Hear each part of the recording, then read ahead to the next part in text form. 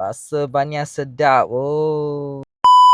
Oh yo, ini G30 warna Nado Grey oh. Wah, banyak sporty lah kereta ni.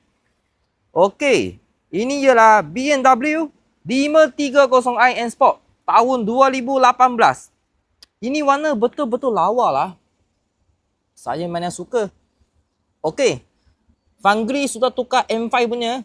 Lagi ya, bawah sudah tambah satu lip. Nampak lagi garang. Sport ring sudah tukar. Ini design mana yang cantik. 19 inci. Lagi ya, original sudah ada ini 4-port punya M caliper. 5 series nampak banyak besar. Oh. Okey, belakang ada tambah ini spoiler kecil saja. Lain semua original. Jom kita tengok dalam dia. Original leather seat warna hitam.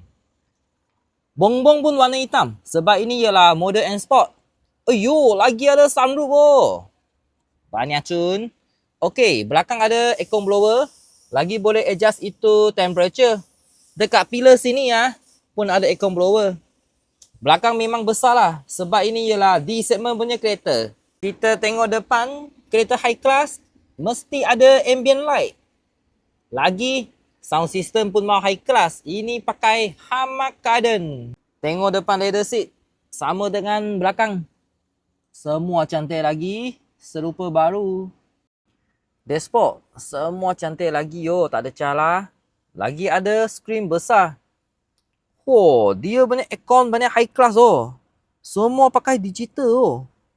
Oh, banyak cun lah ni. Paling penting ialah ini N Sport punya steering. Oh, rasa banyak sedap oh.